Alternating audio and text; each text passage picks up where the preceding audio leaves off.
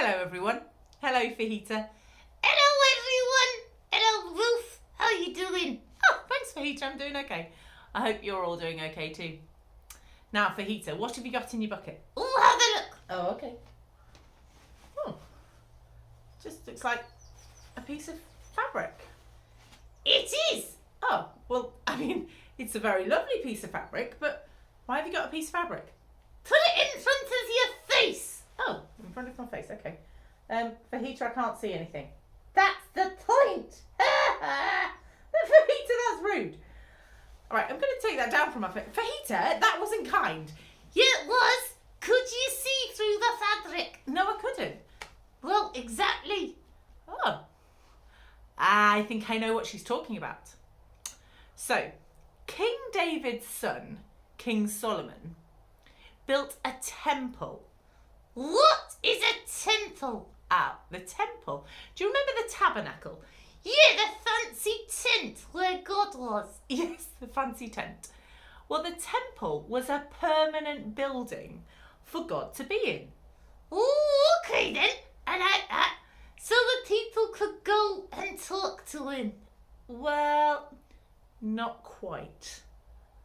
What? But you said he was there.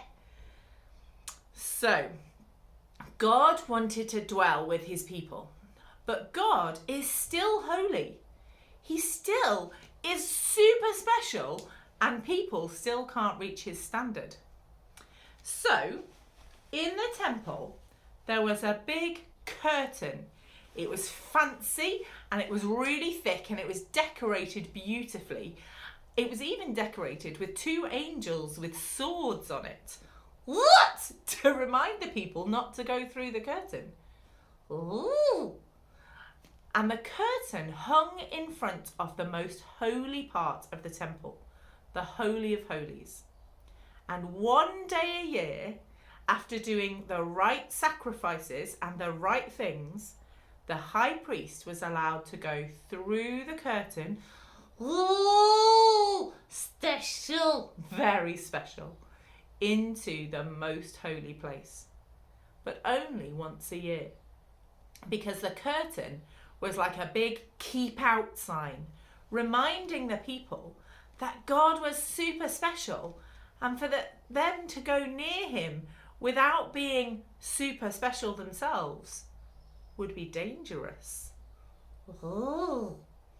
But we talk to God every time we do this. You're right, we do. And there's no big curtain. There isn't a big curtain anymore. What do you mean?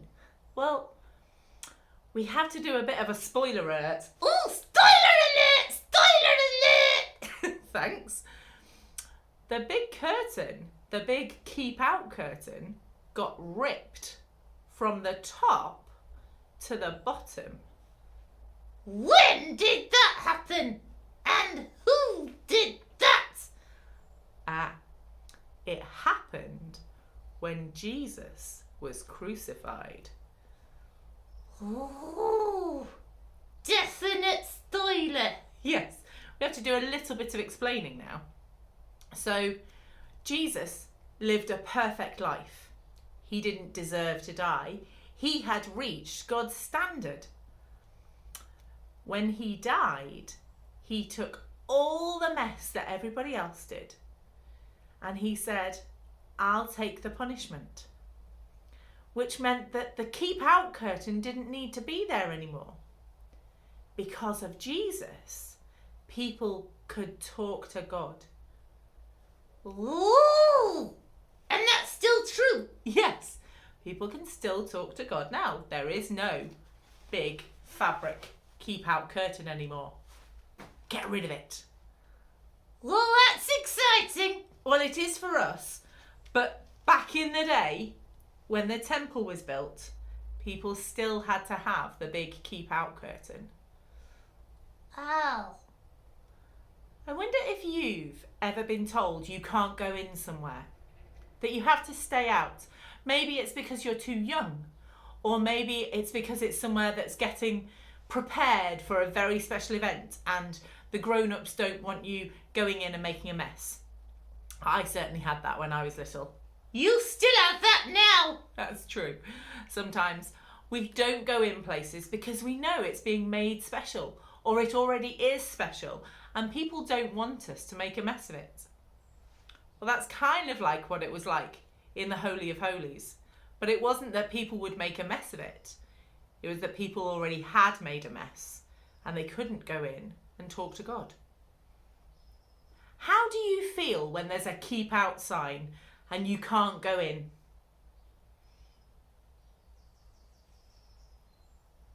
Oh, Fajita feels like that. What do you mean, Fajita? I feel cross and frustrated. Oh, yes. Well, we're going to ask God to help us with those cross and frustrated feelings and help us to be patient when we're told to keep out. And we're going to say thank you that there isn't a keep out curtain anymore, that we can talk to him. And if you want to make this your prayer, say amen at the end, because that means I agree. Father God, thank you that there isn't a keep out curtain anymore, that because of Jesus, we can talk to you. Thank you for all the people who try to keep us safe by keeping us out of places that might be dangerous for us or that we might make a mess of. Help us to manage our frustrated and angry feelings when that happens, and help us to know that when somebody has kept us out, it's for our good. In Jesus' name, amen. Amen. Well, we'll see you again next time. Take care. Bye-bye.